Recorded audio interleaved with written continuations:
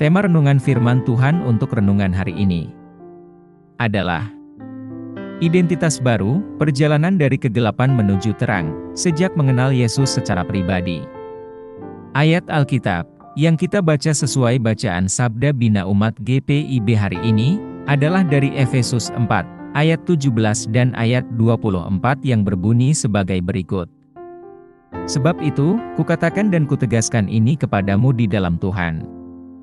Jangan hidup lagi sama seperti orang-orang yang tidak mengenal Allah, dengan pikirannya yang sia-sia dan pengertiannya yang gelap, jauh dari hidup yang berasal dari Allah, karena kebodohan yang ada di dalam mereka, dan karena kekerasan hati mereka.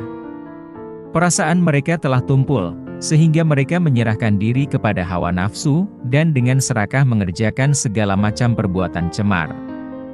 Tetapi, bukan dengan demikian kamu belajar mengenal Kristus. Karena kamu telah mendengar tentang Dia, dan menerima pengajaran di dalam Dia menurut kebenaran yang nyata dalam Yesus.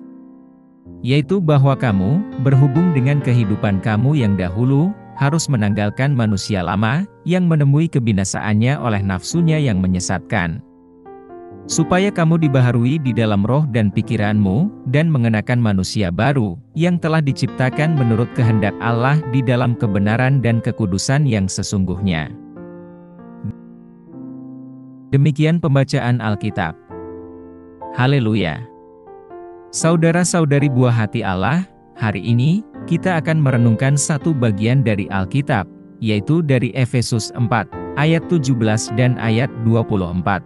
Bagian dari surat Paulus, yang ditulis saat dia dipenjara di Roma, sekitar tahun 60-62 Masehi, yang ditujukan kepada orang-orang percaya di Efesus.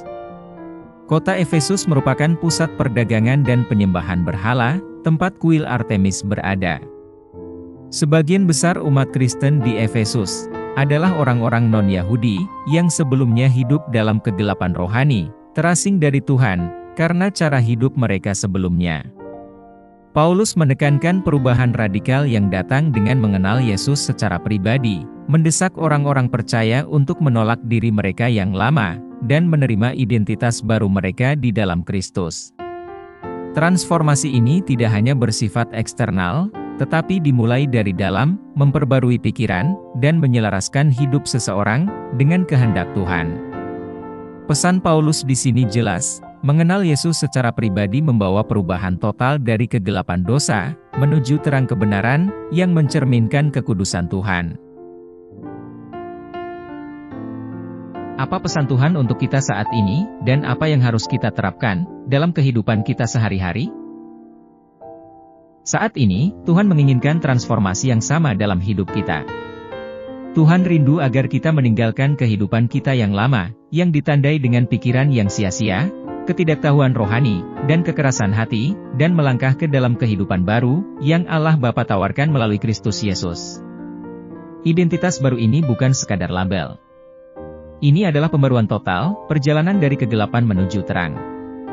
Tuhan ingin kita mencerminkan kebenaran dan kekudusannya dalam setiap aspek kehidupan kita, bukan dengan kekuatan kita, tetapi melalui kuasa Roh Kudus yang bekerja di dalam diri kita. Tanggapan kita terhadap panggilan ini sangat penting. Kita harus bersedia melepaskan masa lalu, dosa, dan kebiasaan yang pernah membentuk kita, dan membiarkan Tuhan membentuk kita kembali menjadi serupa dengan Tuhan Yesus. Proses pembaruan ini membutuhkan penyerahan diri setiap hari, membenamkan diri dalam firman Tuhan, dan memilih untuk hidup sesuai dengan kebenarannya. Dengan melakukan itu, kita berjalan dalam terang, menunjukkan kepada dunia kuasa transformatif dari mengenal Yesus secara pribadi. Mari kita berdoa.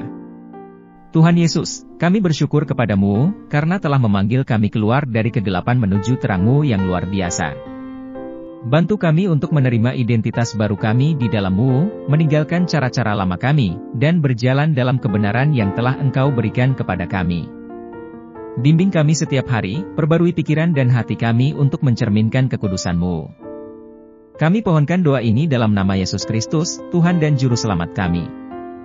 Kiranya Tuhan menguatkan kita, dan kasih karunia Tuhan Yesus, menyertai kita. Amin.